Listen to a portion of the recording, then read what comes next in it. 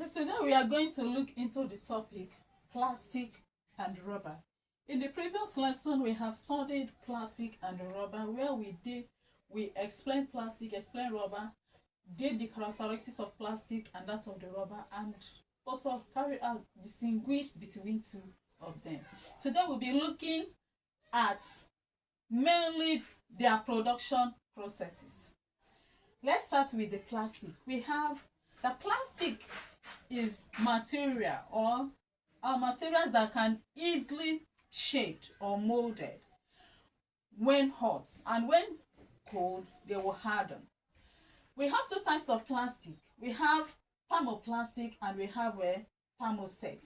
Thermoplastic is the one that can be remelted, while thermoset is the one that cannot be remelted. Before we go into the methods of producing plastic, let's look at the stage that are involved in production of plastic. We have the first is the raw material. This raw material for making plastic is called resin, which is obtained from petrochemical products. The raw materials mostly in powdered form or granular form. When you heat the raw materials, it will get melted into liquid form. First stage is heating of raw material. The next stage is shape forming in a mold. Product obtained from the heating the raw material is being poured into a mold. Then the next is cooling. After this cooling, product will get solidified and the final product will become the plastic product. These are the stages that are involved in production of plastic. Now let's go into the methods of production. This method, any of the methods of production to employ will determine on the type of the plastic you want to produce, the use of the plastic, what you want to use it for, and the cost of production. These are the methods of producing plastic. We have extrusion molding method, injection molding method, calendering molding method, compression molding method, and transfer molding method. Now let's look at the extrusion molding method. In extrusion molding method, there is big funnel that is called a hopper, and there is section that is heating section. After the heating section, the next is the forming die, then where the product is being cooled. So the big funnel, which is the hopper, is where the raw material is being fed, where you pour the raw material. That is the powdered raw material. Then the raw material will be heated at the heating section and turned into a liquid, which will now move to the forming die, where it will be formed into a desired shape. Then this will now cool within the area where that is for cooling, and it will be removed from it. Okay, the next is injection molding. Injection molding uses injection molding machine. In this case, the raw material is being heated and turned into liquid form, and this will be injected or forced into a molding closed space, a closed molding space, or you call it a cavity, where it will cool and take the desired shape, and then will be removed. Remember that in all these processes, that stages that we explained formally, the stages of production of plastic, can be repeated severally if you are producing thermoplastic.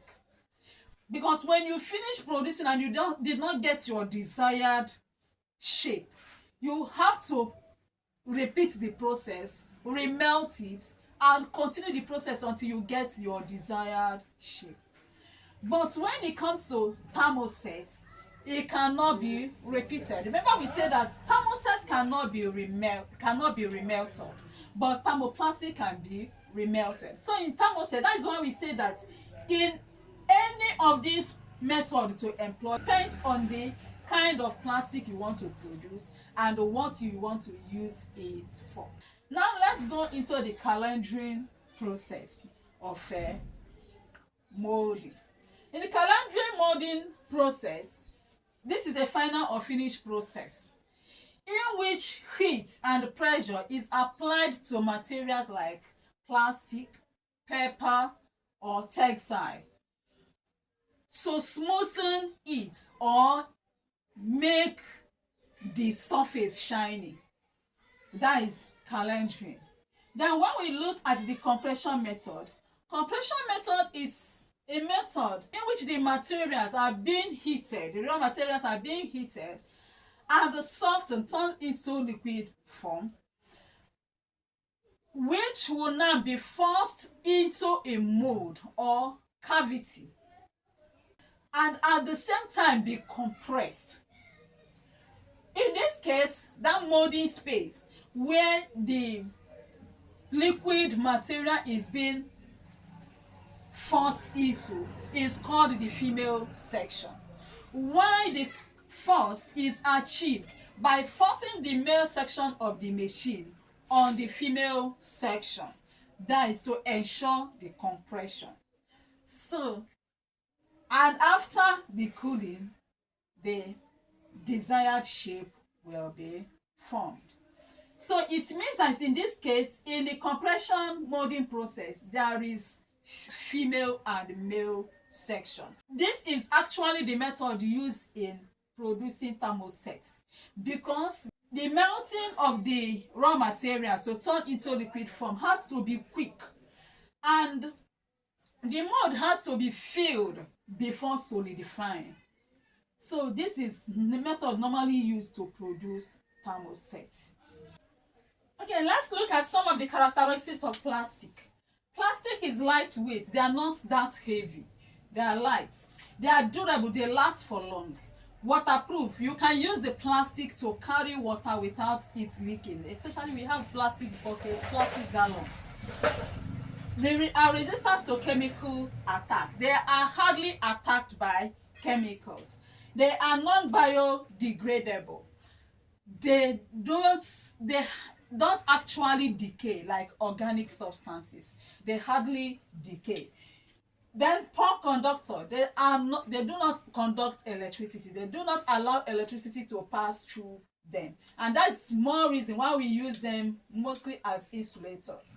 They don't conduct heat and electricity. So if you see the kitchen utensils, like the spoon we use to cook soup, you see that it's plastic. The head will be made mostly of the plastic. Some of the you see our electrical wire, it will be covered with what? Okay, that is covered with plastic or rubber or whatever. We use them as insulator. Then they are flexible. Some of them are made soft, or you can bend them, so they are flexible. Then they are easily remolded, which is one of the reasons that is being employed in the production of the plastic. Now let's head into the explanation of rubber. Rubber is flexible, stretchy and waterproof materials that can return to its shape after being compressed or stretched. We have two types of rubber. We have natural rubber and synthetic rubber. Natural rubber are made from natural products, are made from trees, rubber trees, from the latex of the rubber trees. Latex is simply a milky fluid that is found under the bark of a rubber tree. When you cut the bark of a rubber tree, you see a milky fluid that will come out of it. After a little time, it will congeal.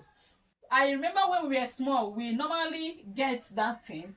We continue harvesting, collecting the milky fluid of the latex until we get it up to this size. We use it for tennis ball.